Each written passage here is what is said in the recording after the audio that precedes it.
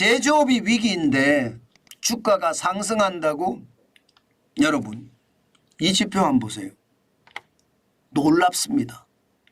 1월에 엠파이어 스테이트 제조업 지수입니다. 미국의 뉴욕 연방은행이 발표하는 지표인데 와우 마이너스 43.7입니다. 마이너스 43.7 엄청납니다. 전체 지표를 한번 보실래요? 지금 마이너스 43.7이 되니까 수준이 말입니다. 2020년 5월에 마이너스 48.5였거든요. 와, 미국의 제조업 지수가 이렇게까지 떨어진다고요? 어떻게 생각하면 굉장히 충격적인 숫자 아닙니까? 물론 말입니다. 4월에 마이너스 78.2는 아닙니다. 그러나 2020년부터 지금까지 2024년 1월까지 보면 지금 마이너스 43.7이라는 것은 미국의 제조업이 지금 위기라는 뜻 아닌가요? 위기라는 뜻으로 봐도 무방합니다. 그 정도로 말입니다. 제조업이 상황이 좋지 않아요.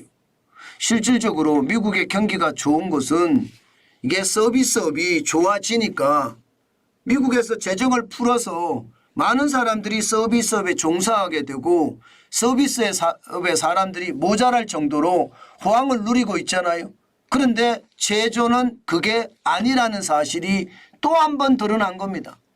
제가 여러분들에게 계속 말씀을 드렸잖아요. 지금 제조업이 굉장히 위기다.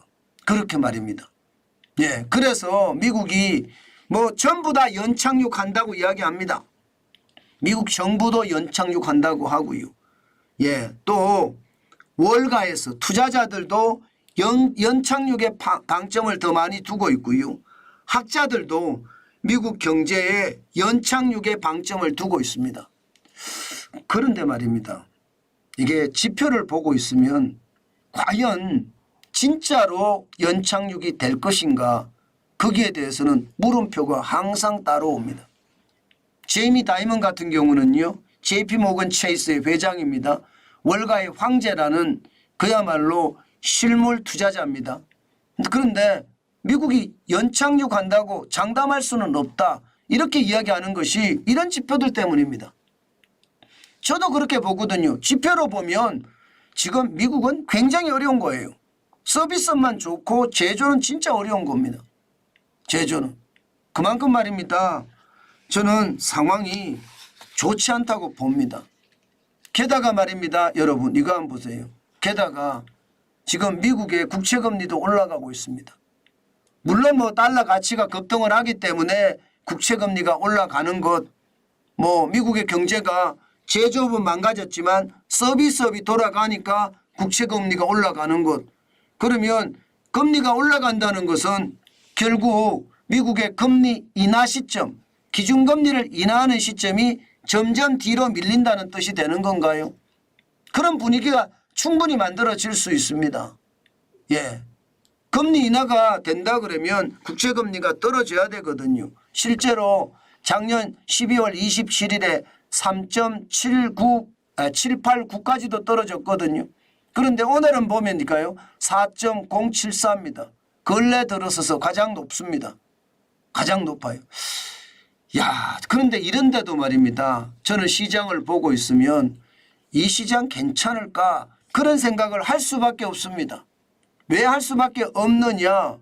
여러분 보시는 것처럼 다우산업지수가 0.62는 떨어졌기는 떨어졌습니다. 그렇지만 여러분 기준을 보세요. 231.86이 빠졌지만 37,000이에요. 37,000. 37,361.12를 기록하고 있습니다. 37,000이면 굉장히 높은 지수잖아요. 여기에다가 장 후반에 또 올라가기 시작을 했다는 사실입니다. 다우산업지수가 블루칩 중심의 어떤 상황이잖아요. 지금 제조업의 상황이 좋지 않다 그러면 실적도 좋지 않다가 나올 거예요. 그런데도 생각보다 덜 떨어진다는 이야기죠. 여기에다가 말입니다. S&P 500 대형주 중심도 0.37이 떨어지는데 그쳤습니다. 마찬가지로 지금 17.85가 빠졌는데도 불구하고 4,765.98을 기록하려고 있습니다. 4,700입니다. 4,700 그것도 65예요. 거의 4,800에 가깝잖아요. 굉장히 많이 올라가 있는 숫자입니다. 저는 거품이 생각보다가 안 빠진다고 생각을 합니다.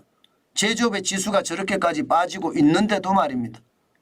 예, 여기에다가 기술주 중심의 나스닥 지수는 사실 말입니다. 금리가 올라가면 나스닥은 더 빠지게 돼 있거든요. 왜냐하면 기술주 중심이니까 돈을 빌려서 사업하는 사람들이 많거든요. 그래서 더 많이 떨어질 거다 이렇게 예상을 했지만 오히려 덜 떨어졌어요. 0.19가 빠졌고요. 28.41이 빠져서 이것도 말입니다. 14,944.35를 기록을 하고 있습니다. 여전히 굉장히 높습니다. 사상 최대라고 이야기할 만큼. 뭐 사상 최대는 아니지만 연일 사상 최대를 경신을 하다가 요즘 1월에 들어와서 주춤주춤하는 모양새죠.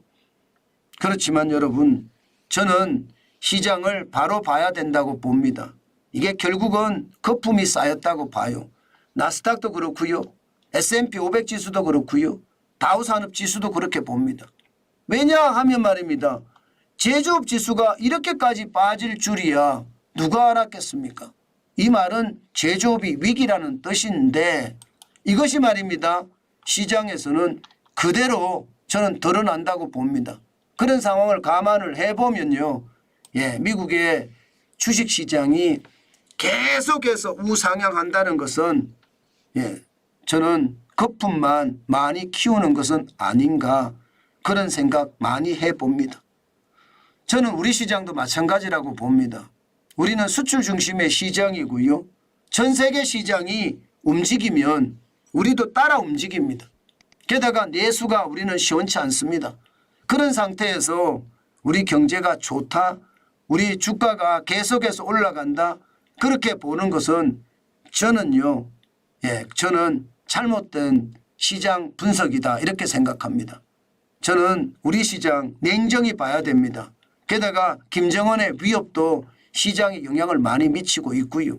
또 유동성 장세가 저는 계속해서 시장 전체를 지배하게 저는 안 될 거라고 생각합니다. 결국은 유동성 장세는 거품이 빠지면서 달라지지 않을까 저는 그렇게 생각합니다. 때문에 투자할 때는요. 조심하시고 또 조심하시는 거 잊지 말았으면 좋겠습니다. 단순하게 시장을 보지 마시고요. 호시우보라고 했습니다. 호랑이 눈으로 경계감을 가지고 보고요. 소의 발걸음으로 우직하게 걸어가는 것. 그것만이 투자에 성공할 수 있는 방법이다. 저는 그렇게 봅니다.